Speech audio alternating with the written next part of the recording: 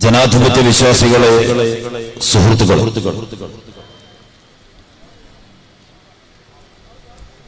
സൗഹൃദം, സമത്വം, സമന്വയം എന്ന മുദ്രാവാക്യം ഉയർത്തിപ്പിടിച്ചുകൊണ്ട് ഈ മാസം 24-ന് കാസർകോട്ടെ മഞ്ചേശ്വരത്ത് നിന്ന് മതേതര കേരളത്തിന്റെ അംബാസഡർ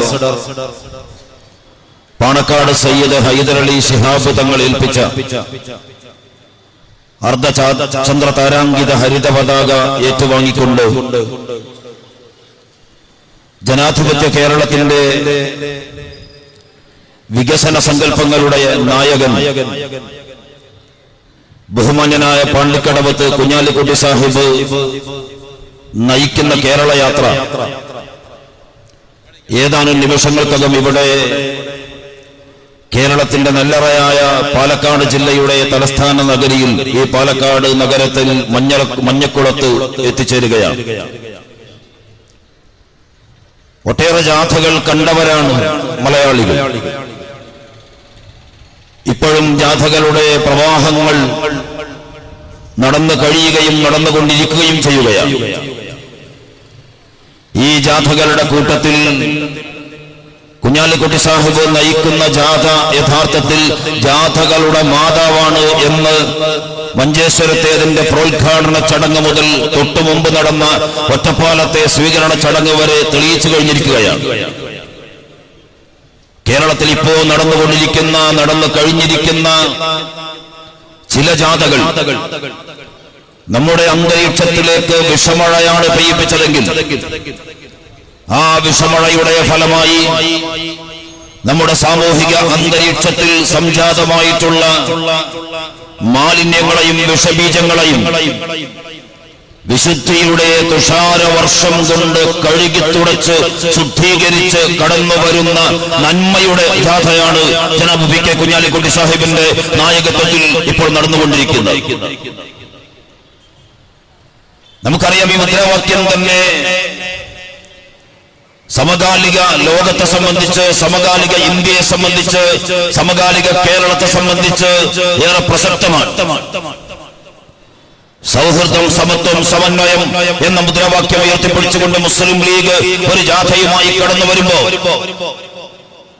ഇത് ഇന്ത്യൻ യൂണിയൻ മുസ്ലിം ലീഗിന്റെ 6 പതിറ്റാണ്ടിലധികം നീണ്ടു നിൽക്കുന്ന ചരിത്രത്തിൽ മുസ്ലിം ലീഗ് ഉയർത്തിപ്പിടിച്ച മുദ്രാവാക്യത്തിന്റെ തന്നെ സാക്ഷാത്കാരമാണ്.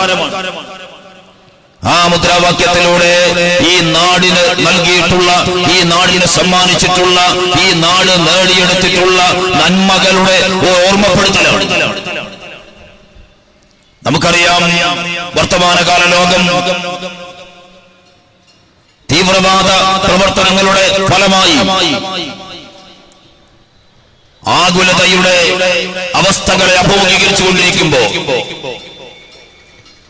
മനുഷ്യന് നന്മ സമ്മാനിക്കാൻ കടന്നു വന്ന മതങ്ങളുടെ ലേബലൊട്ടിച്ച് മതമല്ലാത്തത് പ്രവർത്തിച്ച് ഇതാണ് മതം എന്ന് വ്യാഖ്യാനിച്ച് എതിരാളികൾക്ക് ഈ മതത്തെ ക്രൂശിക്കാനും ഇല്ലായ്മ ചെയ്യാനും ആയുധം കൊടുക്കുന്ന അവസ്ഥാവിശേഷങ്ങളാണ് നമുക്ക് ആഗോള രാഷ്ട്രീയത്തിൽ മതത്തിന്റെ പേരിൽ, തീവ്രതയുടെ പേരിൽ കാണാൻ സാധിക്കുന്നത്. ISIS പോലുള്ള പ്രസ്ഥാനങ്ങൾ, Islamic States of Iraq and Syria എന്ന പേരിൽ ഉടലെടുത്തിട്ടുള്ള പ്രസ്ഥാനങ്ങൾ, ആ പ്രസ്ഥാനം സംസാരിക്കുന്നത് ഇസ്ലാമിന്റെ പേരിലാണ്.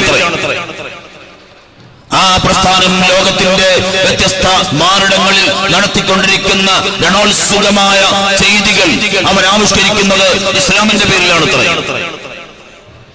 പക്ഷേ ഇസ്ലാമിന്റെ വിശ്വാസ പ്രമാണങ്ങളിൽ, ഇസ്ലാമിന്റെ ആദർശങ്ങളിൽ, ഇസ്ലാമിക ഭരണ സംവിധാനത്തിന്റെ 4 പതിറ്റാണ്ട് നീണ്ടു നിൽക്കുന്ന യഥാതഥമായ ചരിത്രത്തിൽ കേട്ടുകേൾവിയില്ലാത്ത സംഗതികളാണ്, പ്രമാണങ്ങൾ കൊണ്ട് ന്യായീകരിക്കാൻ കഴിയാത്ത സംഗതികളാണ്, ആദർശത്തിന്റെ പിൻബലമില്ലാത്ത സംഗതികളാണ്.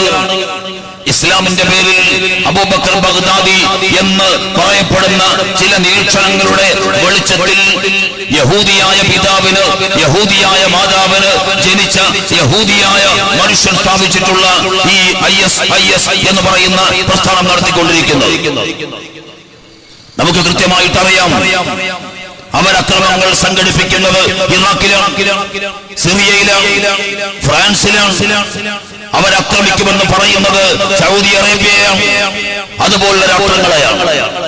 ഇസ്ലാമിന്റെ പേരിൽ സംസാരിക്കുന്ന, ഇസ്ലാമിനെതിരെ ലോകത്ത് നടന്നുകൊണ്ടിരിക്കുന്ന ഏതെങ്കിലും തിന്മകൾക്കെതിരായുള്ള പ്രതിരോധത്തിന് വേണ്ടിയിട്ടാണ് ഈ പ്രസ്ഥാനം പ്രതികരിക്കുന്നതെങ്കിൽ ലോകം തലകുലുക്കി സമ്മതിക്കുന്ന ഒരു സംഗതിയുണ്ട്. ഇന്നത്തെ ലോകത്ത് മുസ്ലിങ്ങൾക്ക് ആക്രമിക്കാൻ ഏതെങ്കിലും ഒരു രാഷ്ട്രത്തെ അല്ലെങ്കിൽ ഏതെങ്കിലും ഒരു ജനസഞ്ചയത്തെ ന്യായമുണ്ടെങ്കിൽ അത് യഹൂദികളെയാണ്. ആ യഹൂദികൾ പ്രതിനിധാനം ചെയ്യുന്ന ഇസ്രായേലിനെയാണ്.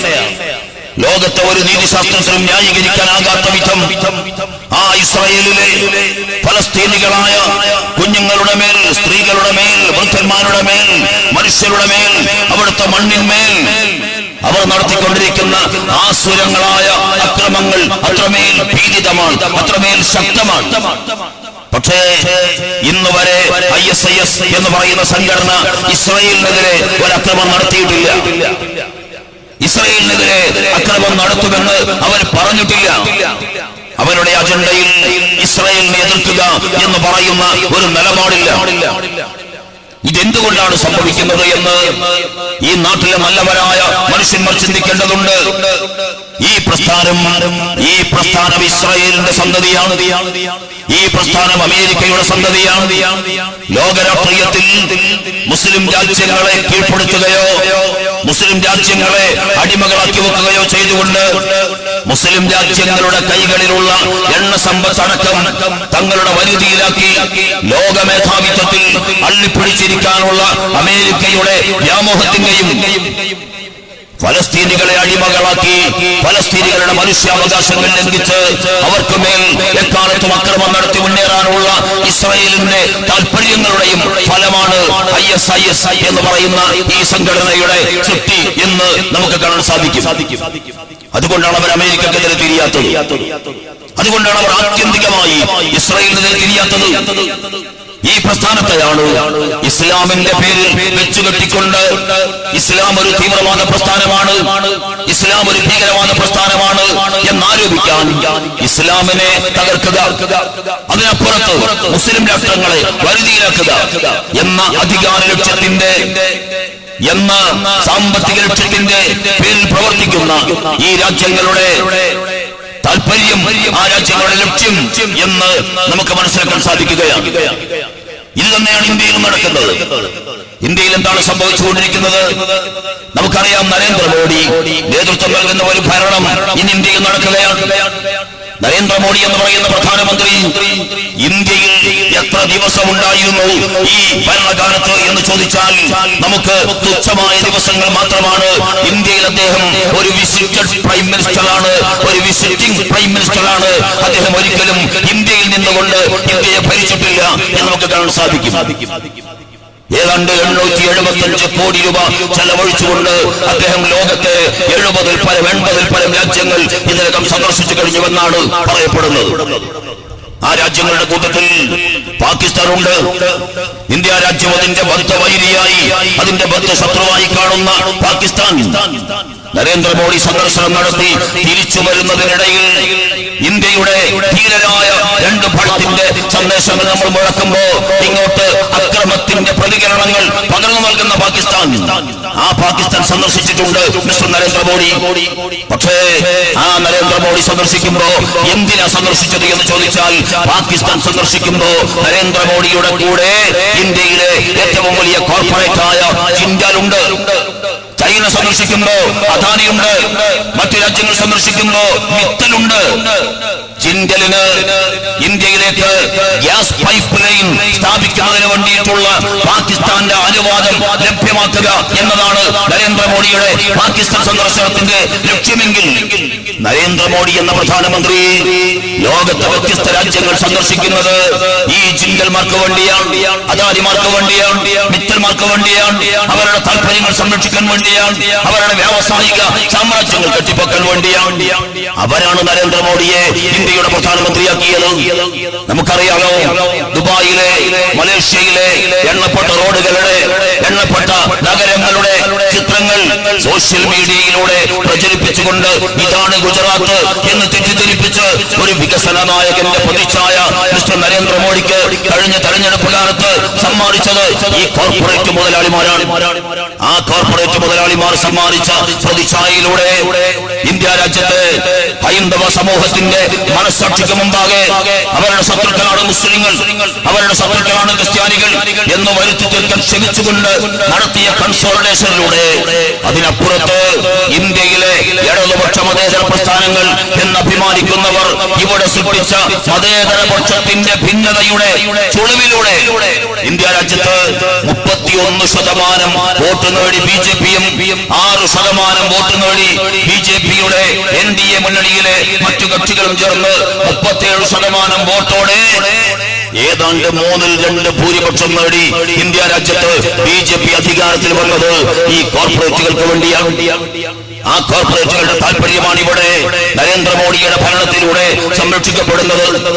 അതിനു വേണ്ടിയിട്ടാണ് ഇവിടെ പെട്രോളിയത്തിന്റെ വില നമുക്കറിയാലോ, ക്രൂഡ് ഓയിലിന്റെ വില ലോകത്തെ ഏറ്റവും കൂടുതൽ താണ ഒരു സാഹചര്യമാണിത്. പച്ചവെള്ളത്തെക്കാൾ ക്രൂഡ് ഓയിലിന്റെ വില കുറഞ്ഞ ഒരു സാഹചര്യം. ഇന്നത്തെ സാഹചര്യത്തിൽ 17 രൂപക്ക് ഇന്ത്യയിൽ 1 ലിറ്റർ പെട്രോൾ വെക്കാമെന്നാണ് സാമ്പത്തിക ശാസ്ത്രജ്ഞന്മാർ കണക്ക് കൂട്ടി പറയുന്നത്. അപ്പോഴാണ് ഇവിടെ 62 രൂപ 45 പൈസക്ക് പെട്രോൾ വിൽക്കുന്നത്. ആ സമയത്താണ് ഇന്ത്യക്കാരനെ പല്ലൊളിച്ചു കാട്ടാൻ, ഇന്ത്യക്കാരനെ തമാശയാക്കുന്ന രൂപത്തിൽ 4 പൈസ പെട്രോളിനും 5 പൈസ ഡീസലിനും കുറച്ചുകൊണ്ട് 1 രൂപ 35 പൈസ പെട്രോളിനും ഡീസലിനും എക്സൈസ് തീരുവ കൂട്ടിക്കൊണ്ട് ഇന്ത്യക്കാരനെ വെല്ലുവിളിക്കുന്ന നിലപാടുമായി മിസ്റ്റർ നരേന്ദ്രമോദി മുന്നോട്ട് പോകുന്നത്. നരേന്ദ്രമോദി നേതൃത്വം നൽകിയ ഗുജറാത്ത് ഇന്ത്യയുടെ വികസനത്തിന്റെ ഏറ്റവും വലിയ മാതൃകയായി അവതരിപ്പിക്കപ്പെട്ട ഗുജറാത്ത്. ആ ഗുജറാത്തിൽ എന്തായിരുന്നു അവസ്ഥ?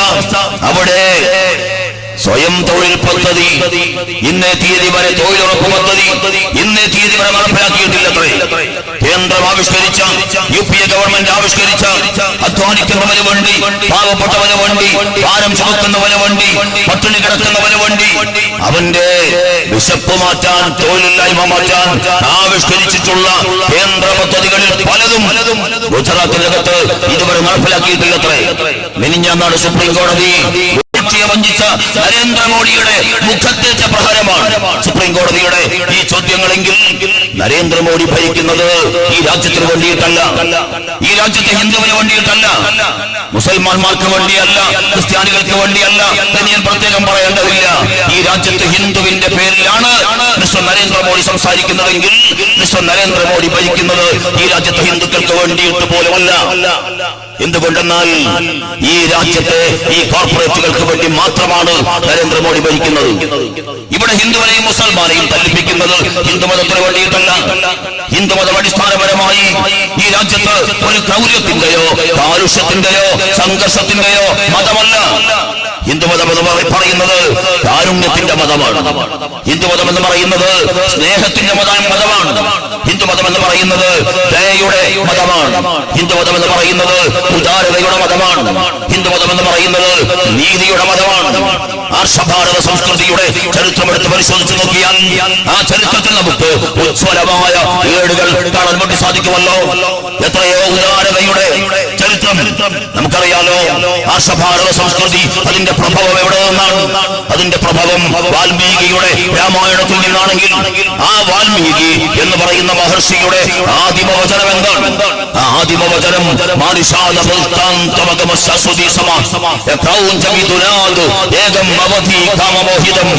അരുത് കാട്ടാള അരുത് എന്ന് പറഞ്ഞുകൊണ്ട് തമസാ നദീ തീരത്ത് തപസ്സറുപ്പിച്ച കാട്ടാളനായിട്ടുള്ള രത്നാകരൻ എന്ന് പറയുന്ന കാട്ടാളൻ കാട്ടിൽ സഞ്ചരിക്കുന്ന യാത്രികരെ, കച്ചവടക്കാരെ, സാർത്ഥവാഹക സംഘങ്ങളെ കൊള്ളയടിച്ച് അവരെ കൊന്നൊടുക്കുന്ന കാട്ടാളൻ.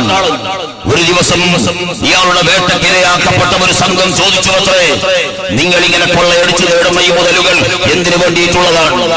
അയാൾ പറഞ്ഞു, എനിക്ക് ജീവിക്കാൻ, എന്റെ ഭാര്യയെയും മക്കളെയും സംരക്ഷിക്കാൻ. അവർ തിരിച്ചു ചോദിച്ചു, നിങ്ങൾ ചെയ്യുന്ന പാപത്തിന്റെ പങ്ക് അവരൊക്കെ അനുഭവിക്കുന്നു. പക്ഷേ നാളെ നിങ്ങൾ മരിച്ച് ഈ ലോകത്ത് നിന്ന് വിട പറഞ്ഞു ദൈവത്തിന്റെ മുന്നിൽ വിചാരണ നാളിൽ ഹാജരാക്കപ്പെടുമ്പോ നിങ്ങൾ ഈ ചെയ്യുന്ന തിന്മയുടെ ഫലമായി അവർക്ക് ആഹരിക്കാൻ കൊടുത്ത വിഭവങ്ങളുടെ പങ്ക് നാളെ പരലോകത്ത് ലഭിക്കുന്ന ശിക്ഷയിൽ നിങ്ങളുടെ ഭാര്യയും മക്കളും ഏറ്റെടുക്കുമോ എന്ന് രത്നാകരനോട് ചോദിച്ചപ്പോഴാണ് അത്രേ രത്നാകരന്റെ മനസ്സിൽ ഒരു ചിന്തയുണ്ടായത്. അതൊന്ന് ഭാര്യയോടും മക്കളോടും ചോദിക്കണം. രത്നാകരൻ പോയി ഭാര്യയോടും മക്കളോടും ഈ ചോദ്യം ചോദിച്ചപ്പോ അവർ പറഞ്ഞില്ല, തിന്മകളുടെ പങ്കുപറ്റാൻ ഞങ്ങളില്ല, ഈ തിന്മക്ക് ലഭിക്കുന്ന ശിക്ഷയുടെ പങ്കുപറ്റാൻ ഞങ്ങളില്ല, അത് നിങ്ങൾ സ്വന്തമായി വഹിച്ചു കൊള്ളണമെന്ന് രത്നാകരനോട് പത്നിയും മക്കളും പറഞ്ഞപ്പോ തിരിച്ചു വന്ന് തപസ്സാ നദീ തീരത്ത് തപസ്സാരംഭിച്ചു രത്നാകരൻ. ആ തപസ്സിന്റെ കാഠിന്യം കൊണ്ട് അദ്ദേഹത്തെ പുറ്റു വന്നു മൂടി. ആ പുറ്റു വന്നു മൂടി അവസാനം ഇഷ്ടദേവൻ പ്രത്യക്ഷപ്പെട്ട് വരം നൽകി തപസ് അവസാനിപ്പിച്ച് അന്തരീക്ഷത്തിലേക്ക് കണ്ണു തുറന്നപ്പോ തന്റെ മുമ്പിൽ മൂടിക്കിടക്കുന്ന പുറ്റിനാൽ ലോകം കാണാൻ കഴിയാത്ത ഇരുട്ടിൽ നിന്ന് ആ പുറ്റുമെല്ലാം അകഞ്ഞു മാറ്റി അന്തരീക്ഷത്തിലേക്ക് നോക്കുമ്പോ ഈ കാട്ടാളനായ രത്നാകരൻ കാണുന്നത് ഒരു മരത്തിന്റെ ചില്ലയിൽ പരസ്പരം കൊക്കുരുമ്പി കിന്നാലും പായുന്ന ക്രൗഞ്ച പക്ഷികളിൽ ഒന്നിനെ അന്തോങ്ങി നിൽക്കുന്ന വേടനയാണ്. ആ സമയത്ത് യേശുദാസിന്റെ ഭാഷയിൽ പറഞ്ഞാൽ കവിയുടെ ശോകം ശ്ലോകമായി മാറിയ ആ നിർണായക മുഹൂർത്തത്തിൽ തന്റെ മുന്നിൽ കാണുന്ന ഒരു ക്രൗര്യത്തിന്റെ പ്രവണതയോടുള്ള തന്റെ പ്രതികരണം എന്ന നിലക്ക് ആദ്യത്തെ വചനം മുഴങ്ങുന്നു. വാൽമീകിയുടെ ആദിമവാക്യം മുഴങ്ങുന്നു.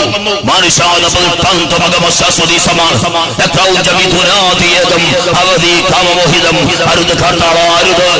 മൈഥുനത്തിൽ ഏർപ്പെട്ട് കിടക്കുന്ന കാമമോഹിതരായി പരസ്പരം കൊക്കുരുമ്മിക്കിന്നാലും പറയുന്ന ഇണക്കുരുവികളിൽ ഒന്നിനെ അമ്പെയ്ത് വീഴ്ത്തരുത് കാട്ടാള അരുതെന്ന് പറഞ്ഞ് അതിനെ തടഞ്ഞുകൊണ്ട് ആരംഭിച്ചതാണ് ആർഷഭാരത സംസ്കൃതിയെങ്കിൽ ആ ആർഷഭാരത സംസ്കൃതിക്ക് എങ്ങനെ ഈ ഭൂമിയിൽ മനുഷ്യനെ കൊല്ലുന്ന, ഈ ഭൂമിയിൽ മനുഷ്യനെ വിവേചനത്തിന്റെ ഫലമായി ചുട്ടരിക്കുന്ന, ഈ ഭൂമിയിൽ മനുഷ്യർക്കിടയിൽ നീതികേട് കാണിക്കുന്ന ഒരു സംഹിതയെ ആർഷഭാരത സംസ്കൃതിക്ക് എങ്ങനെ അംഗീകരിക്കാൻ സാധിക്കുമെന്ന് ഈ രാജ്യത്ത് നല്ലവരായ മനുഷ്യർ ചിന്തിക്കണമെന്നാണ് ഞങ്ങൾക്ക് നിങ്ങളോട് അഭ്യർത്ഥിക്കാനുള്ളത്. നിങ്ങൾ അറിയണം, ഷിബി ചക്രവർത്തി നാട് വാഴുന്ന കാലം തന്റെ മുന്നിലേക്ക് ഓടി വന്ന ഒരു കിളിക്കുഞ്ഞ് ഷിബി ചക്രവർത്തിയോട് വന്ന് പറയുന്നത്, എന്നെ പിടിക്കാൻ കിന്നാനിത ഒരു പരുന്ത് പിന്നാലെ വരുന്നു, എന്റെ ജീവൻ രക്ഷിക്കണം. ഷിബി ചക്രവർത്തി പറഞ്ഞു, അതെ, നിന്റെ ജീവൻ ഞാൻ രക്ഷിക്കാം, നിനക്ക് ഞാൻ സംരക്ഷണം തരാം. അതാ വരുന്നു പിന്നാലെ പരുന്ത് പറന്നു വന്ന് ഷിബി ചക്രവർത്തിയുടെ മുന്നിൽ നിന്നിട്ട് പറഞ്ഞു, ചക്രവർത്തി, ഈ ഭൂമിയിലെ ജീവജാലങ്ങൾക്ക് ഒരു ചാക്രിക ഗതിയുണ്ട്. ആ ചാക്രിക ഗതി അനുസരിച്ച് ഈ ഭൂമിയിലെ ചില ജീവികൾ മറ്റു ചില ജീവികളുടെ ഭക്ഷണമാണ്. പരുന്താകുന്ന എന്റെ ഭക്ഷണമാണ് ആ കിളിക്കുഞ്ഞ്. ആ കിളിക്കുഞ്ഞിനെ തിന്നാനുള്ള അവകാശം എനിക്കുണ്ട്. ആ കിളിക്കുഞ്ഞിന്റെ ജീവൻ രക്ഷിക്കാൻ നിങ്ങൾ ഉറപ്പ് കൊടുക്കുക വഴി നിങ്ങൾ എന്റെ ഭക്ഷണത്തെ നിഷേധിച്ചിരിക്കുന്നു. ഇത് അനീതിയാണ്. അതുകൊണ്ട് എനിക്ക് ഭക്ഷണം തരണമെന്ന് ഷിബി ചക്രവർത്തിയോട് പരുന്ത് ആവശ്യപ്പെട്ടപ്പോ എന്താ ഷിബി ചക്രവർത്തി പറഞ്ഞത്? ഷിബി ചക്രവർത്തി പറഞ്ഞത്, ഈ കിളിക്കുഞ്ഞിന്റെ ജീവൻ ഞാൻ ഉറപ്പ് കൊടുത്തിരിക്കുന്നു, അതുകൊണ്ട് എനിക്ക് കിളിക്കുഞ്ഞിനെ രക്ഷിച്ചേ മതിയാകൂ. നീ ആ കിളിക്കുഞ്ഞിനെ തുലാസിന്റെ തട്ടിൽ വെക്കുക, എന്നിട്ട് ആ കിളിക്കുഞ്ഞിന്റെ തൂക്കത്തിന് തുല്യമായ അളവ് എന്റെ കാലിന്റെ തുടയിൽ നിന്ന് മാംസം മുറിച്ചെടുത്തു കൊള്ളുക, എന്നിട്ട് നീ അത് ഭക്ഷിച്ചു കൊള്ളുക. എന്നാലും എനിക്ക് ഈ കിളിക്കുഞ്ഞിനെ രക്ഷിച്ചേ മതിയാകൂ എന്ന് പറഞ്ഞ ഷിബി ചക്രവർത്തിയുടെ നീതിബോധമാണ് ആർഷഭാരത സംസ്കൃതി ഉയർത്തിപ്പിടിക്കുന്നത്. ഇന്ത്യയുടെ രാജധർമ്മം എന്ന് പറയുന്നതാണ്, ഇന്ത്യയുടെ രാജനീതി എന്ന് പറയുന്നത് അതാണ്. നിങ്ങൾ അറിയണം, അലക്സാണ്ടർ ചക്രവർത്തി ഇന്ത്യയിലേക്ക് ലോകത്തെ കീഴ്പ്പെടുത്തി വില്ലാളിയായി വിജിഗീഷുമായി കടന്നു വന്ന അലക്സാണ്ടർ ചക്രവർത്തി, ആ അലക്സാണ്ടർ ചക്രവർത്തി ഇന്ത്യയിലെ പുരുഷോത്തമ രാജാവുമായി യുദ്ധം നടത്തുകയാണ്. പുരുഷോത്തമ രാജാവുമായി യുദ്ധം നടത്തി. അലക്സാണ്ടർ ചക്രവർത്തിയുടെ സൈന്യം ഏതാണ്ട് തോറ്റമ്പുന്ന ഘട്ടമെത്തുമ്പോഴാണ് പടിഞ്ഞാറൻ ചക്രവാളത്തിൽ അർക്കൻ അസ്തമയത്തോടടുക്കുന്നത്, സൂര്യൻ അറബിക്കടലിലേക്ക് പതിക്കുന്നത്. ആ സമയത്ത് പുരുഷോത്തമ രാജാവ് പറഞ്ഞു അത്രേ, യുദ്ധം നിർത്തുക.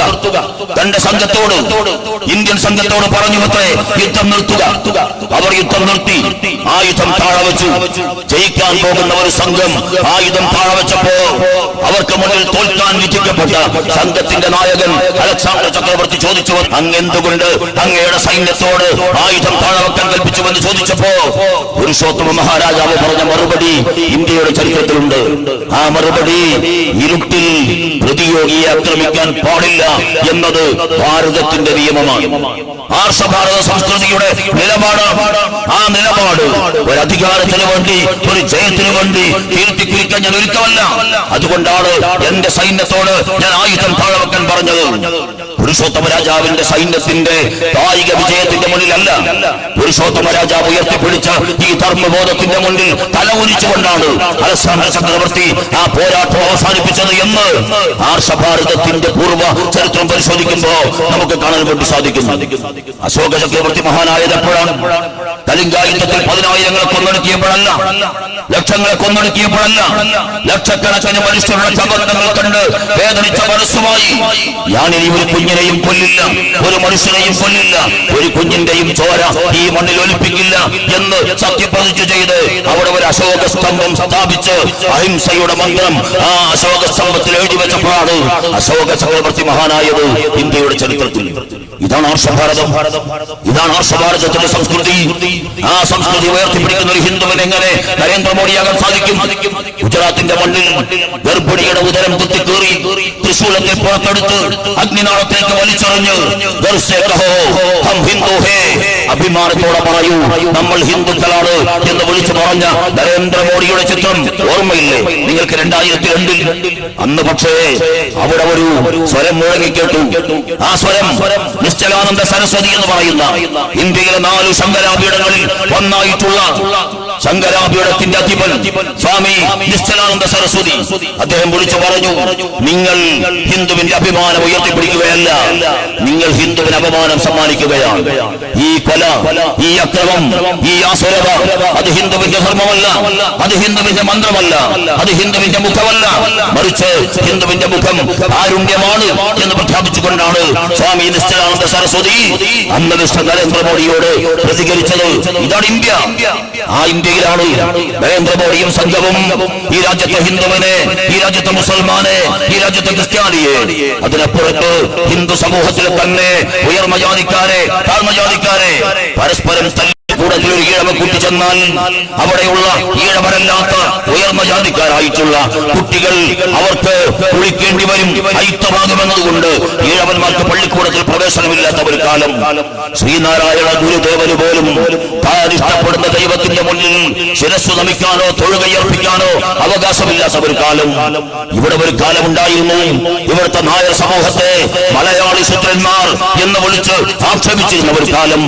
ആ കാലത്താണ് കൂട്ടരെ ഇവിടെ ശ്രീനാരായണ ഗുരു വിദ്യ കൊണ്ട് പ്രബുദ്ധരാകുക, സംഘടിച്ച് ശക്തി നേടുക എന്ന് ആഹ്വാനം മുഴക്കിയ ആ ആഹ്വാനം കേട്ട് ഉയർന്നു വന്ന ശ്രീനാരായണ ധർമ്മപരിപാലന സംഘം, ആ ധർമ്മപരിപാലന സംഘത്തിന്റെ നേതാവായിട്ടുള്ള ആർ ശങ്കർ ഈ മലയാളി ശൂദ്രൻ എന്നാക്ഷേപിക്കപ്പെട്ട നായർ ജനവിഭാഗത്തിന്റെ നേതാവായിട്ടുള്ള മന്നത്ത് പത്മനാഭൻ ന്യൂനപക്ഷമായതുകൊണ്ട് പിന്നോക്കത്തിൽ അകപ്പെട്ടു പോയ ക്രിസ്തീയ സമൂഹത്തിന്റെ നേതാവായ പി ടി ചാക്കോ ഇന്ത്യൻ സ്വാതന്ത്ര്യ സമരത്തിന്റെ രണാങ്കണത്തിൽ ബ്രിട്ടീഷുകാരന്റെ സംസ്കാരം കടന്നു വരുന്നത് അവന്റെ വിദ്യാഭ്യാസത്തിലൂടെയാണ്. അതുകൊണ്ട് അവന്റെ വിദ്യാഭ്യാസം നമുക്ക് വേണ്ട എന്ന് ആഹ്വാനം ചെയ്ത ഇസ്ലാം മത പണ്ഡിതന്മാരുടെ ആഹ്വാനം കേട്ട് ഇംഗ്ലീഷ് വിജ്ഞാനം വേണ്ടെന്ന് വെച്ച ഒരു സമൂഹം ആ കാരണത്താൽ പിന്നോക്കം തള്ളപ്പെട്ടു പോയതിന്റെ ഫലമായി പിന്നോക്കത്തിന്റെ കാവടിയെ നിൽക്കുന്ന മുസ്ലിം സമൂഹം, ആ മുസ്ലിം സമൂഹത്തിന്റെ നായകൻ മഹാനായ സയ്യിദ് അബ്ദുറഹ്മാൻ ബാഫഖി തങ്ങൾ, ഈ 4 പേർ കൈകോർത്ത് നടത്തിയ ഒരു പോരാട്ടത്തിന്റെ ചരിത്രമുണ്ട് കേരളത്തിന്. ബാഫക്കി തങ്ങളും പി ടി ചാക്കോയും ആർ ശങ്കറും മന്നത്ത് പത്മനാഭനും കൈകോർത്ത് പിടിച്ച് നടത്തിയ ഒരു പോരാട്ടത്തിന്റെ ചരിത്രം. ആ പോരാട്ടത്തിന്റെ ഫലമായിട്ടാണ് ഇന്ന് ഈഴവ സമൂഹം നേടിയ പുരോഗതി, ഇന്ന് നായർ സമൂഹം നേടിയ പുരോഗതി, ഇന്ന് ക്രിസ്തീയ സമൂഹം നേടിയ പുരോഗതി, ഇന്ന് മുസ്ലിം സമൂഹം നേടിയ പുരോഗതി.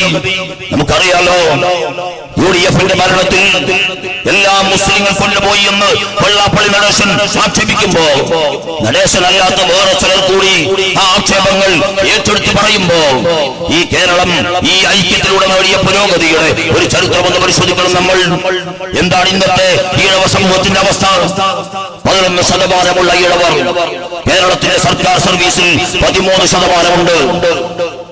12% നായർ കേരളത്തിന്റെ സർക്കാർ സർവീസിൽ 23%.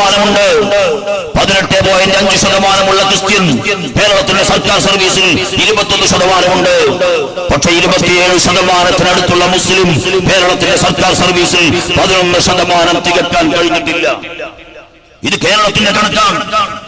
മുസ്ലിങ്ങളെല്ലാം നേടിയെന്ന് ഇവിടെ വെള്ളാപ്പള്ളി വന്ന് ഇവിടുത്തെ ഹൈന്ദവ സമൂഹത്തെ തെറ്റിദ്ധരിപ്പിച്ച് അവരെ മുസ്ലിങ്ങളുടെ ശത്രുക്കളാക്കി മാറ്റാൻ വേണ്ടി ഇവിടെ പ്രചരണം നടത്തുമ്പോ, ആ പ്രചരണത്തിന് BJP നാവ് കൊടുക്കുമ്പോ, ആ പ്രചരണത്തിന്റെ മുമ്പിൽ സത്യത്തെ കണക്കുകൾ കൊണ്ട് ബോധ്യപ്പെടുത്താൻ ബാധ്യതപ്പെട്ട മാധ്യമങ്ങളും ഇടതുപക്ഷ മതേതര പ്രസ്ഥാനങ്ങളും മൗനം പാലിക്കുമ്പോ സംസാരിക്കുന്ന കണക്കുകൾ ഇതാണ്. 27% മുസ്ലിങ്ങൾക്ക് ഇപ്പോഴും 11% പൂർത്തിയായി തൊഴിലിൽ പ്രാതിനിധ്യം കിട്ടിയിട്ടില്ല. ഞങ്ങൾ ഇവിടുത്തെ ഭരണകൂടങ്ങളെ വഴി പറയുന്നില്ല, ഞങ്ങൾ ഭരണകൂടങ്ങളെ കുറ്റം പറയുന്നില്ല. ഒരുപക്ഷേ വിദ്യാഭ്യാസം നേടുന്ന കാര്യത്തിൽ, അത് ഉദ്യോഗത്തിലേക്ക് എത്തിക്കുന്ന കാര്യത്തിൽ മുസ്ലിങ്ങൾ ഒരു സമുദായം എന്ന നിലക്ക് കാണിച്ച താല്പര്യത്തിന്റെ കുറവ് ഇതിന് നിമിത്തമായിട്ടുണ്ടാകാം, ഞങ്ങൾ നിഷേധിക്കുന്നില്ല. എന്നാൽ രാഷ്ട്രീയമായി പരിശോധിച്ചാൽ ഈ അവസ്ഥക്ക് ഉത്തരവാദികളായ 2 പാർട്ടികൾ ഇന്ത്യയിലുണ്ട്. അത് നിഷേധിക്കാനാവുമോ? ഒന്ന് CPM, മറ്റൊന്ന് BJP. എന്തായിരുന്നു കാരണം? 1989-90-കളിൽ ഈ രാജ്യത്ത് അലയടിച്ച മണ്ഡൽ പ്രക്ഷോഭത്തിന്റെ ചരിത്രം നമുക്കറിയാം. മണ്ഡൽ കമ്മീഷൻ റിപ്പോർട്ട് നടപ്പിലാക്കാൻ തീരുമാനിച്ചപ്പോ 27% സംവരണം. ബഹുമാനായ നമ്മുടെ ജാഥയുടെ ഡെപ്യൂട്ടി ലീഡർ, കേരളത്തിന്റെ സാമൂഹ്യ ക്ഷേമ വകുപ്പ് മന്ത്രി ജനാബ് ഡോക്ടർ MK മുനീർ സാഹിബ് വേദിയിലേക്ക് വന്ന് കൊണ്ടിരിക്കുകയാണ്. അദ്ദേഹത്തെ സംഘാടകർക്ക് വേണ്ടി ഞാൻ സാദരം സ്വാഗതം ചെയ്യുകയാണ്. മണ്ഡൽ കമ്മീഷൻ റിപ്പോർട്ട് നടപ്പിലാക്കുമ്പോ ആ മണ്ഡൽ കമ്മീഷൻ റിപ്പോർട്ട് അനുസരിച്ച് 27% ഈ രാജ്യത്തെ OBCക്ക് സംവരണം ഏർപ്പെടുത്തിയപ്പോ ആ സംവരണത്തിന് ക്രിമി ലെയർ വേണം എന്ന വാദം ഈ രാജ്യത്ത് ഉയർത്തിയ 2 രാഷ്ട്രീയ പാർട്ടികൾ, ഒന്ന് CPM ആണ്, മറ്റൊന്ന് BJP ആണ്. എന്താണ് ക്രിമി ലെയർ? ക്രിമി ലെയർ എന്ന് പറഞ്ഞാൽ സമുദായങ്ങൾക്ക് ലഭ്യമാകുന്ന സംവരണ കോട്ടയിലേക്ക് ഒരു ഉദ്യോഗാർത്ഥിയെ തെരഞ്ഞെടുക്കണമെങ്കിൽ അയാൾ നിശ്ചിത വരുമാനം ഇല്ലാത്ത കുടുംബത്തിൽ നിന്നാകണം എന്ന വ്യവസ്ഥയാണ്. ആദ്യം അത് 1.5 ലക്ഷമായിരുന്നു, പിന്നെ അത് 2.5 ലക്ഷമായി, പിന്നെ 4 ലക്ഷമായി, ഇപ്പോൾ 6 ലക്ഷമായി ഉയർന്നിരിക്കുന്നുവെന്നാണ് ഞാൻ മനസ്സിലാക്കുന്നത്. ഞാൻ ചോദിക്കട്ടെ, ജനസംഖ്യാനുപാതികമായി പ്രാതിനിധ്യം കിട്ടിയിട്ടില്ലാത്ത ഒരു സമൂഹത്തെ, ആ സമൂഹത്തെ ജനസംഖ്യാനുപാതികമായ പ്രാതിനിധ്യം നൽകി ഉയർത്താൻ വേണ്ടി ആവിഷ്കരിക്കപ്പെട്ട സംവരണം എന്ന വ്യവസ്ഥയിൽ ആ സമുദായത്തിൽപ്പെട്ട പിന്നോക്കക്കാരന് ഒരു ജോലി കിട്ടുമ്പോ അവന്റെ വരുമാനം പരിഗണിക്കണം എന്ന വ്യവസ്ഥ വന്നതോടുകൂടി CPM ആണ് കോടതിയിൽ, സുപ്രീം കോടതിയിൽ കക്ഷി ചേർന്നത്, BJP ആണ് സുപ്രീം കോടതിയിൽ കക്ഷി ചേർന്നത്. അവരുടെ വാദങ്ങൾ അംഗീകരിച്ചുകൊണ്ടാണ് സുപ്രീം കോടതി ക്രിമി ലെയർ ഏർപ്പെടുത്താൻ വിധി പുറപ്പെടുവിച്ചത്. അതിന്റെ അടിസ്ഥാനത്തിലാണ് ക്രിമി ലെയർ ഏർപ്പെടുത്തേണ്ടി വന്നത്. എന്തായിരുന്നു അതിന്റെ ഫലം? സമൂഹത്തിലെ താഴെത്തട്ടിലുള്ളവർക്ക് ഉയർന്ന വിദ്യാഭ്യാസം നേടാൻ ഇവിടെ അവസരമില്ല. അവർക്ക് അവരുടെ അന്നത്തിന്റെ വഴി തേടാൻ സമയമില്ലാതിരിക്കെ, അച്ഛനും അമ്മയും മക്കളുമെല്ലാം അധ്വാനിച്ചാൽ പോലും ഒരു കുടുംബത്തിൽ ജീവിക്കാൻ പറ്റില്ലെന്നിരിക്കെ ഉയർന്ന വിദ്യാഭ്യാസത്തിന്റെ തലങ്ങളിലേക്ക് പോകാൻ ആ കുട്ടികൾക്ക് കഴിയുന്നില്ല. സാമ്പത്തിക ശേഷിയുള്ളവർക്ക് മാത്രമേ ഉയർന്ന വിദ്യാഭ്യാസം നേടാൻ ഒരു പരിധി വരെ സാധിക്കുന്നുള്ളൂ. ആ സാമ്പത്തിക ശേഷിയുള്ളവർ പഠിച്ച് അവർ ബിരുദം നേടി അവർ തൊഴിലിന് വേണ്ടി പോകുമ്പോ അവർ ക്രിമി ലെയറിന് മുകളിലാണ് എന്ന കാരണത്താൽ ആ തൊഴിലിൽ നിന്ന്, സംവരണത്തിന്റെ ആനുകൂല്യത്തിൽ നിന്ന് അവർ തള്ളപ്പെട്ടു പോകുന്നു. താഴ്ന്ന വരുമാനക്കാർക്കാകട്ടെ പഠിക്കാൻ പറ്റാത്തത് കൊണ്ട്, യോഗ്യതയില്ലാത്തത് കൊണ്ട് അവർക്ക് തൊഴിൽ കിട്ടാതെ പോകുന്നു.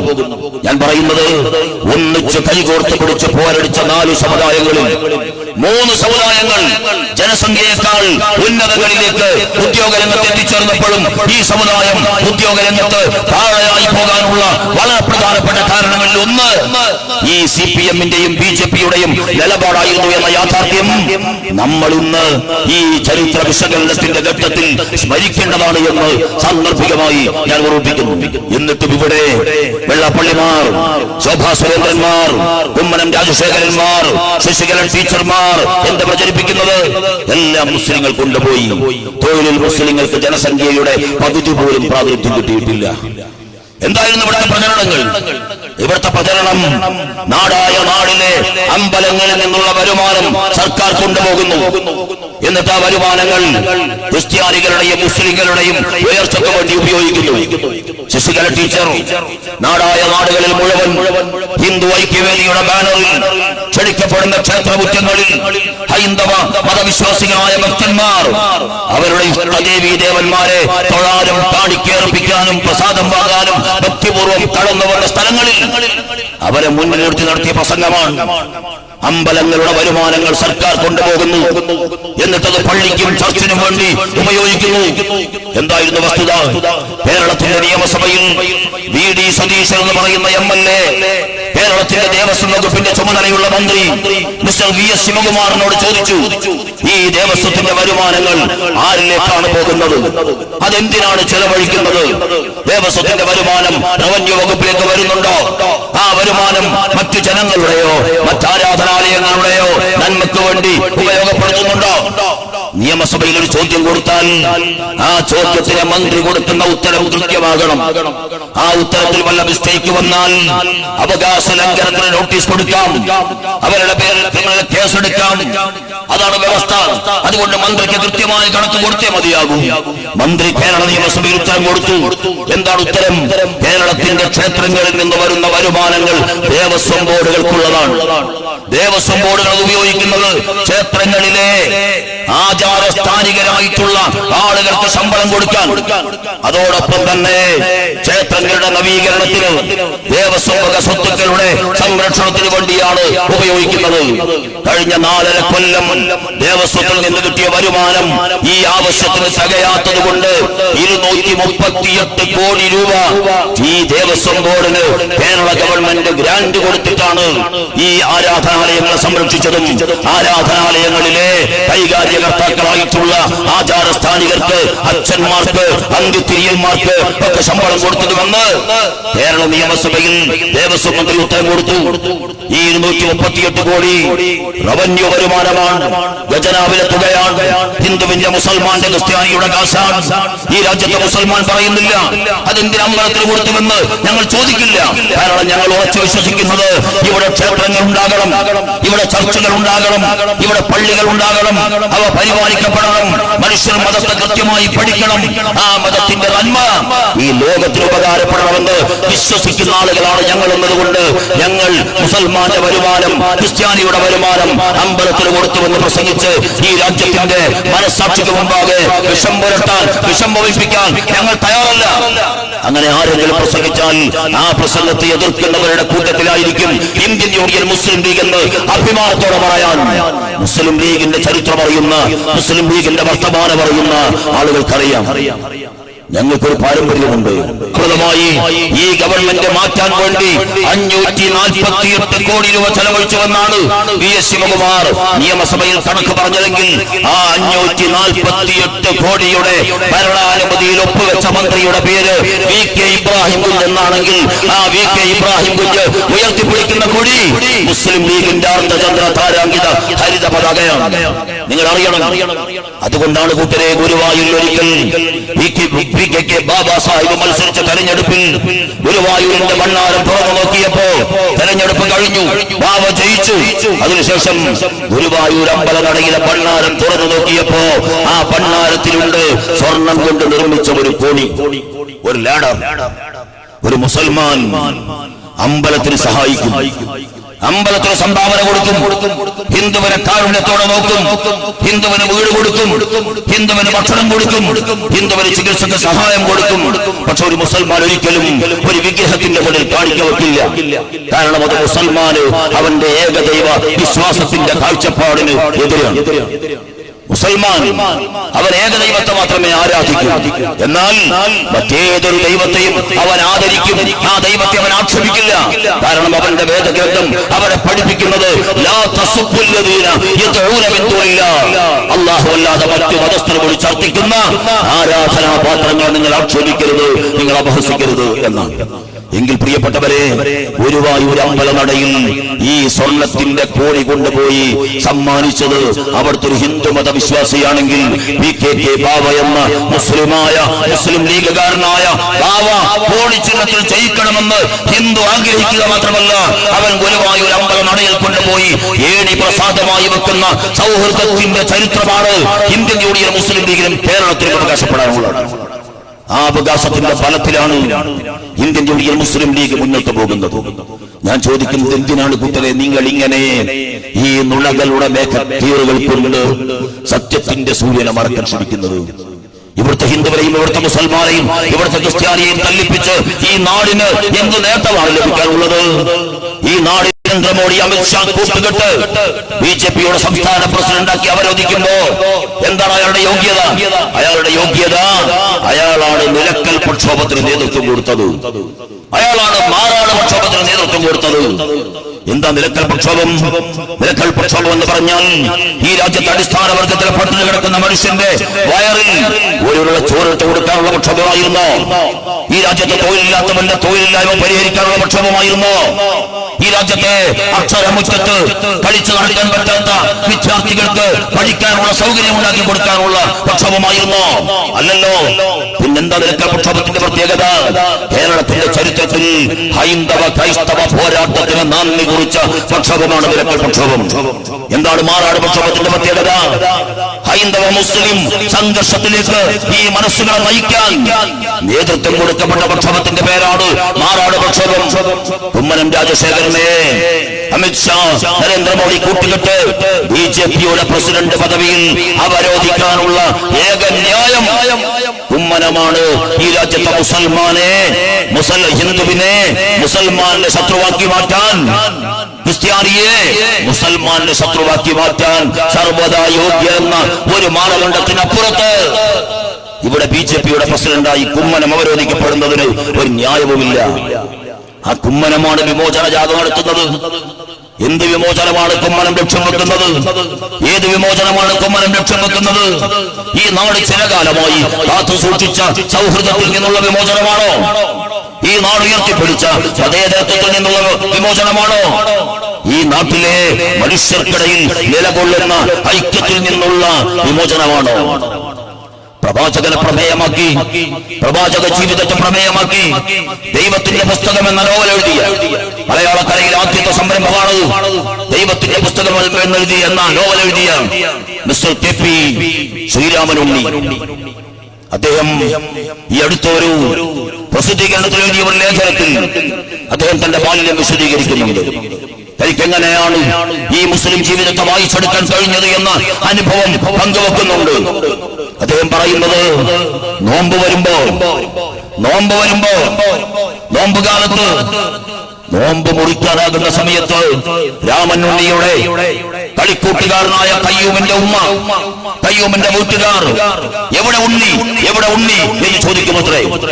എന്നിട്ട് ഉണ്ണിയെ കൂട്ടിക്കൊണ്ടുവന്ന് കയ്യൂമിന്റെ മുമ്പിൽ നോമ്പ് മുറിക്കാനുള്ള വിഭവങ്ങൾ വിളമ്പി വെക്കുന്നത് പോലെ ശ്രീരാമൻ ഉണ്ണിയുടെ വീട്ടിൽ നോമ്പ് തുറക്കാനുള്ള വിഭവങ്ങൾ വിളമ്പി വെക്കുമത്രേ.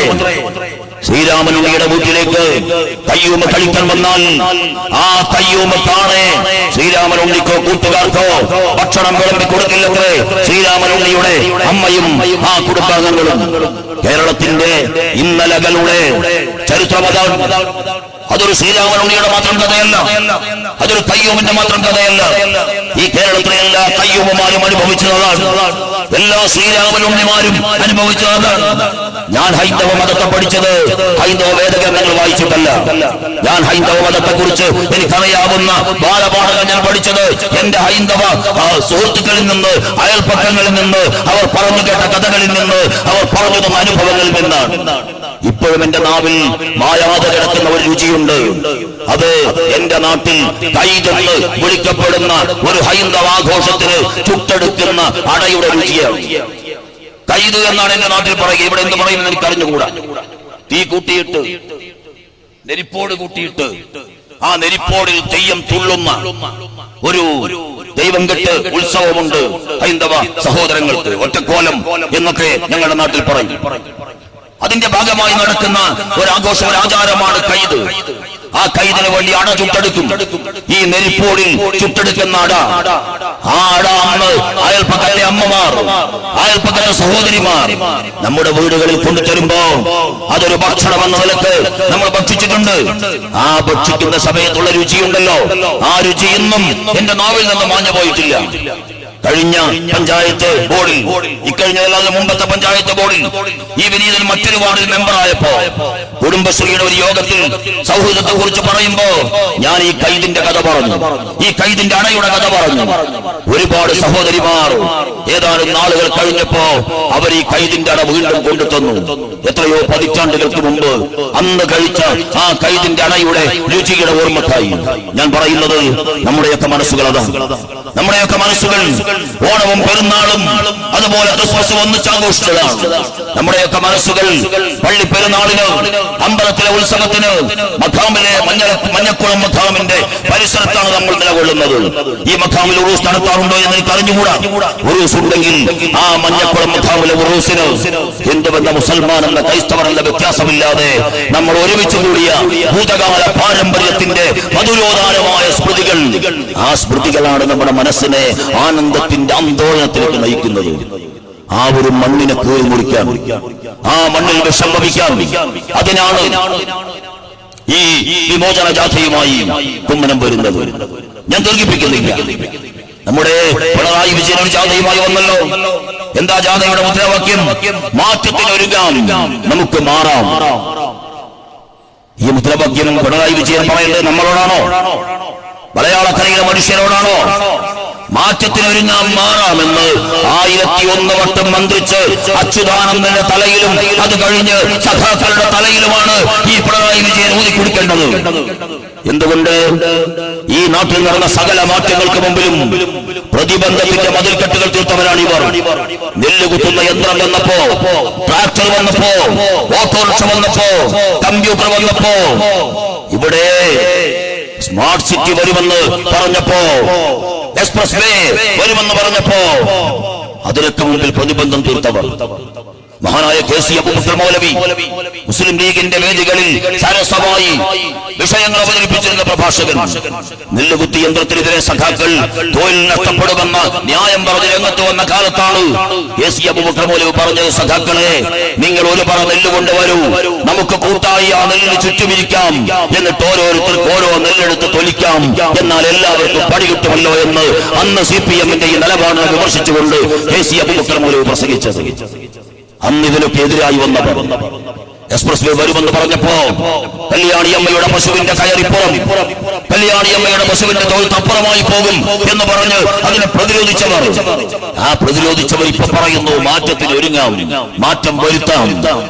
നിങ്ങൾ ഓരോ മാറ്റവും വന്ന കാലത്ത് ആ മാറ്റത്തിന്റെ ഗുണഫലം അറിയാനുള്ള ബുദ്ധി നിങ്ങൾക്കുണ്ടായിരുന്നുവെങ്കിൽ, ആ മാറ്റത്തോടെ നിങ്ങൾ പുറം തിരിഞ്ഞില്ലായിരുന്നുവെങ്കിൽ, കേരളം 25 കൊല്ലം മുമ്പേ ഇന്നത്തെ അവസ്ഥയിൽ എത്തുമായിരുന്നുവെങ്കിൽ, പിണറായി വിജയ തിരുവനന്തപുരത്ത് എത്തും മുമ്പെങ്കിലും ആ മാർച്ചിന്റെ പേരൊന്ന് മാറ്റണം, കുംഭസാര മാർച്ച് എന്നാക്കി ഈ നവകേരള മാർച്ചിന്റെ പേര് മാറ്റണം. അതാണ് ഈ ജനാധിപത്യ കേരളത്തോട്, കേരളത്തിലെ ജനതയോട് നിങ്ങൾക്ക് ചെയ്യാൻ കഴിയുന്ന നീതി എന്നാണ് ഞാൻ പറയുന്നത്. ആ ജാഥക്കിടയിലും പിണറായി വിജയൻ മതനിരപേക്ഷതയെ കുറിച്ച് പറയുന്നു. മതനിരപേക്ഷതയെ കുറിച്ച് പറയുന്ന പിണറായി വിജയൻ കണ്ണൂരിലെത്തുമ്പോ അർജുനനാണ്. കണ്ണൂരിലെ അർജുനൻ, മലപ്പുറത്ത് ഞാൻ നോക്കി വ്യാപകമായി പച്ച പോസ്റ്ററിലാണ് പിണറായി വിജയന്റെ ചിത്രം, പച്ച പോസ്റ്റർ. കോട്ടയത്ത് നിന്ന് ഒരു പോസ്റ്റർ കണ്ടു. ക്രൈസ്തവ ചർച്ചുകളുടെ പ്രവേശന കവാടത്തിൽ സ്തൂപങ്ങൾ സ്ഥാപിക്കാറുണ്ട്. ആ സ്തൂപങ്ങളുടെ ഒത്ത മധ്യത്തിൽ പുണ്യാളന്മാരുടെ ചിത്രം വെക്കാറുണ്ട്. കോട്ടയത്ത് നവകേരള മാർച്ചിന്റെ പോസ്റ്റർ ഇതുപോലെ ക്രൈസ്തവ കമാനത്തിന്റെ പശ്ചാത്തലത്തിൽ അതിന്റെ മധ്യത്തിൽ ഈ പിണറായി വിജയനെ സ്ഥാപിച്ചതാണ്. മതനിരപേക്ഷതയ്ക്ക് വേണ്ടി വാദിക്കുന്ന മിസ്റ്റർ പിണറായി വിജയൻ മലപ്പുറത്തെത്തുമ്പോ പച്ച, കോട്ടയത്തെത്തുമ്പോ ക്രിസ്ത്യൻ, കണ്ണൂരെത്തുമ്പോ ഹിന്ദു. ഞങ്ങൾ കണ്ടിട്ടുണ്ട്. തെരഞ്ഞെടുപ്പ് വരുമ്പോ മലപ്പുറത്ത് വഴിയങ്കോട് മൽഖാദ് വരും, അവിടെ വാര്യംകുന്നൻ കുഞ്ഞമ്മദാജി വരും, യാസർ അറഫാത്ത് വരും, കണ്ണൂരിൽ ശ്രീനാരായണ ഗുരു വരും. ഇവരുടെ ചിത്രത്തിൽ നിങ്ങൾ വലിയ മതനിരപക്ഷവാദികളാണെങ്കിൽ നിങ്ങൾ ചെയ്യേണ്ടത് മലപ്പുറത്താണ് ശ്രീനാരായണ ഗുരുവിന്റെ ചിത്രം വെക്കേണ്ടത്, കണ്ണൂരിലാണ് വാര്യംകുന്നന്റെ ചിത്രം വെക്കേണ്ടത്. കണ്ണൂരിലെ വാര്യംകുന്നനെ അറിയാത്ത അവിടുത്തെ ഭൂരിപക്ഷം വരുന്ന ഹൈന്ദവ സഹോദരന്മാരോട് പറഞ്ഞു കൊടുക്കണം, ഈ രാജ്യത്തിന് വേണ്ടി പൊരുതി മരിച്ച വാര്യംകുന്നൻ ഇദ്ദേഹത്തിന്റെ കൂടി ചോരയാണ് നമ്മുടെ സ്വാതന്ത്ര്യം. അതുകൊണ്ട് ഇദ്ദേഹവും ഇദ്ദേഹത്തിന്റെ സമൂഹവും നമ്മുടെ ശത്രുവല്ലെന്ന് കണ്ണൂരിൽ പറഞ്ഞു കൊടുക്കണം. മലപ്പുറത്ത് ശ്രീനാരായണ ഗുരുവിനെ പരിചയപ്പെടുത്തിക്കൊണ്ട് അവിടുത്തെ മുസ്ലിങ്ങൾക്ക് പറഞ്ഞു കൊടുക്കണം, ഈ ശ്രീനാരായണ ഗുരു ജാതിഭേദം മതദ്വേഷം ഏതുമില്ലാതെ സർവരും സോദരത്തേന വാഴുന്ന മാതൃകാസ്ഥാനമാണിത് എന്ന് പാടി ഈ കേരളത്തിന്റെ മണ്ണിനെ മൈത്രി എത്തിക്കാൻ പരിശ്രമിച്ച ആളാണ്. അതുകൊണ്ട് ഇദ്ദേഹം നമ്മുടെ ആളാണ്, അതുകൊണ്ട് ഇദ്ദേഹത്തിന്റെ അനുയായികൾ നമ്മുടെ സഹോദരന്മാരാണ് എന്ന് മലപ്പുറത്ത് പറഞ്ഞു കൊടുത്തിരുന്നുവെങ്കിൽ നിങ്ങൾ മതനിരപക്ഷവാദികളാണെന്ന് നിങ്ങൾ സമ്മതിക്കുമായിരുന്നു. നിങ്ങൾ ഞങ്ങളെ നോക്കൂ. തിരുവരങ്ങാടിയിൽ UA ബീരാൻ സാഹിബ് ഈ ലോകത്തോട് വിട പറഞ്ഞ ഒഴിവിൽ ഒരു ഉപതെരഞ്ഞെടുപ്പ് വന്നപ്പോ AK ആന്റണി എന്ന ക്രിസ്തീയ സമുദായത്തിൽ പിറന്ന നേതാവിനെ കോട്ടക്കൽ തിരൂരങ്ങാട് നിയോജക മണ്ഡലത്തിൽ ഞങ്ങൾ സ്ഥാനാർത്ഥിയാക്കുമ്പോ അന്ന് തിരൂരങ്ങാട് നിയോജക മണ്ഡലത്തിന്റെ വോട്ടർ പട്ടികയിൽ ആകെയുള്ള ക്രിസ്ത്യൻ വോട്ട് 272 ക്രിസ്ത്യൻ വോട്ടേ ആ മണ്ഡലത്തിൽ നിന്ന് വോട്ടർ ലിസ്റ്റിലുള്ളൂ. ഞങ്ങളെ എതിർക്കാൻ മലപ്പുറത്ത് എവിടെയും നല്ല മാപ്പിളയെ കിട്ടാത്തത് കൊണ്ട് നിങ്ങൾ കൊച്ചിയിൽ നിന്നാണ് എന്നെ കരീമിനെ കൊണ്ടുവന്നത്. എന്നിട്ട് തെരഞ്ഞെടുപ്പിന്റെ 2 ദിവസം മുമ്പ് ഇറങ്ങിയ കേരള ശബ്ദം വാരികയിൽ തകർന്നു വീണ ബാബരി മസ്ജിദിന്റെ ചോരയിൽ മുക്തിയിട്ട് ചോര ഒലിക്കുന്ന കൈപ്പത്തിയുടെ ചിത്രം മുഖചിത്രമായി പ്രസിദ്ധീകരിച്ച കേരള ശബ്ദം തിരൂരങ്ങാട് നിയോജക മണ്ഡലത്തിലെ മുഴുവൻ മുസ്ലിം വീടുകളിലും എത്തിച്ചിട്ടാണ് നിങ്ങൾ വോട്ട് പിടിച്ചത്. എന്തായിരുന്നു ഫലം? 18,860 വോട്ടുകൾക്ക് UA ബീരാൻ ജയിച്ച ആ തിരൂരങ്ങാടി മണ്ഡലത്തിൽ 22,235 വോട്ടുകൾക്ക് ക്രിസ്ത്യാനിയായ AK ആന്റണിയെ ജയിപ്പിച്ച മതനിരപേക്ഷതയുടെ സംസ്കാരമാണ് ഇന്ത്യൻ യൂണിയൻ മുസ്ലിം ലീഗിന് അവകാശപ്പെടാനുള്ളത്. ആ സംസ്കാരത്തിന്റെ ബലത്തിൽ നിന്നുകൊണ്ടാണ് മുസ്ലിം ലീഗ് സംസാരിക്കുന്നത്. അവിടെയാണ് നിങ്ങൾ വൈക്കം മുഹമ്മദ് ബഷീറിന്റെ കഥാപാത്രം പോലെ മുസ്ലിം വീടുകളിൽ പോകുമ്പോൾ കാണിക്കാൻ പള്ളി, ഹിന്ദു വീടുകളിൽ പോകുമ്പോൾ കാണിക്കാൻ ശിവൻ, ക്രിസ്ത്യൻ വീടുകളിൽ പോകുമ്പോൾ കാണിക്കാൻ യേശുവിന്റെ ചിത്രവുമായി ആ വീടുകളിലൊക്കെ പോയി അന്യ സമുദായങ്ങൾക്കെതിരെ 2 തുള്ളി വിഷം കൂടി ഇറക്കുന്ന വൈക്കം മുഹമ്മദ് ബഷീറിന്റെ കഥാപാത്രത്തെ അനുസ്മരിപ്പിക്കുന്ന ആളായി സഖാവ് പിണറായി വിജയൻ ഈ ജാതിയുമായി കടന്നുപോയത്. ഇവർക്ക് എങ്ങനെ മതനിരപേക്ഷത സംരക്ഷിക്കാൻ കഴിയും? ഒറ്റ വാക്കേ ഞാൻ പറയുന്നുള്ളൂ. കഴിഞ്ഞ തെരഞ്ഞെടുപ്പിൽ 67% വോട്ടുകൾ മതനിരപക്ഷവാദികൾ നേടിയതാണ്. ആ 67% വോട്ടുകൾ ഒരു പട്ടികയിൽ പോലിരുന്നുവെങ്കിൽ നരേന്ദ്രമോദി ഇന്ത്യ ഭരിക്കില്ലായിരുന്നു. 63%. സോറി, ആരാണ് എതിരുള്ളത്? CPM. എന്താണ് ന്യായം? കോൺഗ്രസിന്റെ സാമ്പത്തിക നയത്തോട് യോജിക്കാനാവില്ല. എന്നാൽ ഏതാനും നാളുകൾക്ക് മുമ്പ് ബംഗാളിൽ സിന്ദൂർ ഗ്രാമത്തിൽ CPM-ന്റെ ഒരു റാലി അഭിമുഖീകരിച്ചുകൊണ്ട് ബംഗാളിന്റെ മുൻ മുഖ്യമന്ത്രി ബുദ്ധദേവ് ഭട്ടാചാര്യ പറഞ്ഞു, കോൺഗ്രസുകാരെ മമതയെ തോൽപ്പിക്കാൻ നിങ്ങൾ ഞങ്ങളെ പിന്തുണക്കണം. നിങ്ങളെ നിലപാട് സ്വീകരിച്ചിട്ടില്ലാത്ത മമതയെ തോൽപ്പിക്കാൻ കോൺഗ്രസ് പറ്റുമെങ്കിൽ ആത്യന്തികമായി CPM-കാരെ നിങ്ങൾക്ക് പ്രശ്നം രാജ്യമല്ല, നിങ്ങൾക്ക് പ്രശ്നം മതനിരപേക്ഷതയല്ല, നിങ്ങൾക്ക് പ്രശ്നം വർഗീയതയല്ല, നിങ്ങൾ കേരളം, ത്രിപുരം, ബംഗാൾ എന്ന് പറയുന്ന 3 സംസ്ഥാനങ്ങളുടെ ഭരണം മാത്രമാണ്. അതിനുവേണ്ടി മാത്രം നിലപാട് സ്വീകരിക്കുന്നവരാണ് നിങ്ങൾ. നിങ്ങൾക്ക് ഈ രാജ്യത്തെ രക്ഷിക്കാനാവില്ല. ഈ രാജ്യത്തെ രക്ഷിക്കാൻ ബാബരി മസ്ജിദ് തകർന്ന കാലത്ത് ഇന്ത്യൻ നാഷണൽ കോൺഗ്രസ് നേതൃത്വം നൽകുന്ന മതനിരപേക്ഷ കക്ഷികൾ ഒന്നിച്ചു നിൽക്കുന്ന ഒരു മുന്നണിക്ക് മാത്രമേ സാധിക്കൂ എന്ന് പറഞ്ഞ മഹാനായ പാണക്കാട് സയ്യിദ് മുഹമ്മദ് അലി ശിഹാബ് തങ്ങൾ ഉണ്ടല്ലോ, ആ തങ്ങളുടെ നിലപാടിന് മാത്രമേ സാധിക്കൂ. അത്തരമൊരു മാനസികാവസ്ഥയിലേക്ക് ഈ രാജ്യത്തെ മനുഷ്യരെ എത്തിക്കണമെങ്കിൽ നുണപ്രചാരണങ്ങളുടെ മുനയൊടിച്ചുകൊണ്ട് വസ്തുതകളെ ലോകത്തിന് അറിയിക്കണം. അതിനാണ് കുഞ്ഞാലിക്കുട്ടി സാഹിബിന്റെ ഈ ജാഥ. ആ ജാഥ ലക്ഷ്യം കണ്ടിരിക്കുന്നുവെന്ന് ഇതുവരെയുള്ള സ്വീകരണങ്ങൾ തെളിയിച്ചിരിക്കുന്നു.